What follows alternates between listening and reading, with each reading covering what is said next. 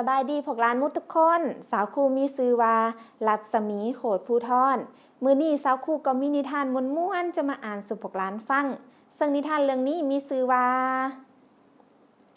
ลิงและหมากกล้วย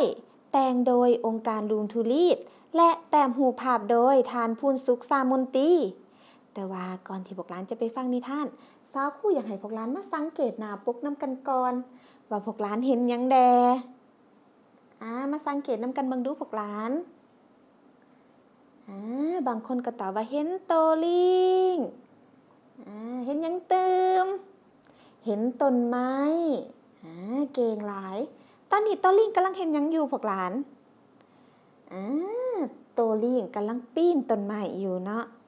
แล้วพวกหลานเคยเห็นโตลิงบ่เคยเห็นอยู่ไสพวกหลานเก่งหลายเนาะบางคนตอบว่าเห็นอยู่ป่าเห็นอยู่สวนสัตว์เก่งหลายเนาะโตลิงห้องแบบใดเจี๊ยกเจี๊ยกแม่นแหละเนาะพวกหลานเก่งหลายแล้วพวกหลานมาลองคาดเดาเบิ่งดูว่าเรื่องนี้จะเว้าเกี่ยวกับหยังสิเป็นคือหลานคิดบ่เฮาไปฟังนำกันเลย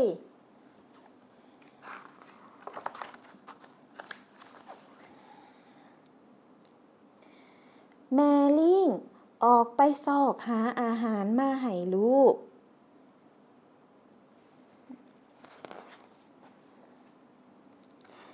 ลิงน้อยตื่นนอน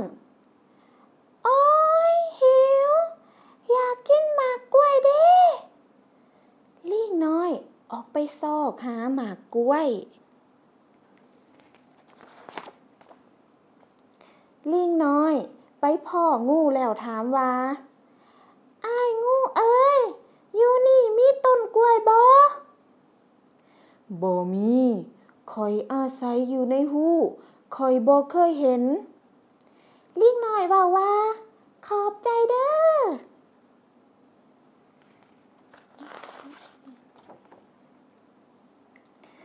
ลิงน้อยเดินทางไปพ่อเสือ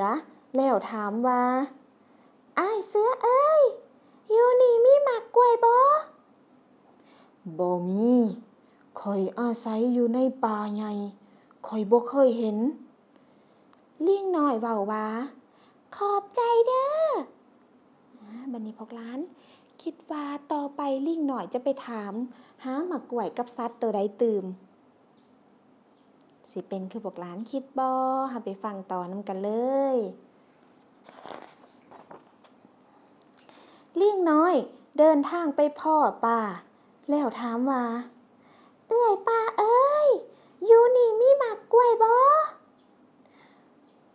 มีข้อยอาศัยอยู่ในน้ำข้อยบ่เคยเห็นลิงน้อยเว้าว่า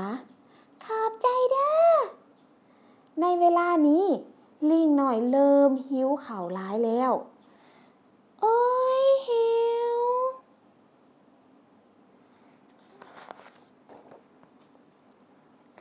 ลิงน้อยเดินทางต่อไปพ่อนกย่าง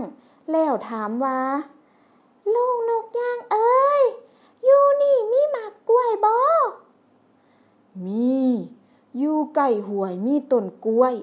ลุงเคยบินไปเห็นเรื่อยๆบัดนี้คิดพวกหลานคิดว่า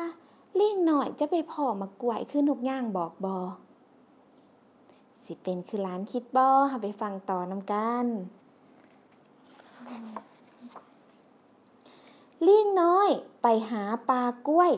และพ่อแม่ลิงน้อยกำลังเอาหมากกล้วยกลับเมื่อเฮือน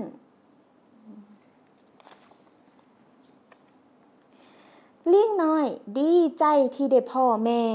และได้กินหมากกล้วยอย่างแซ่บซ้อย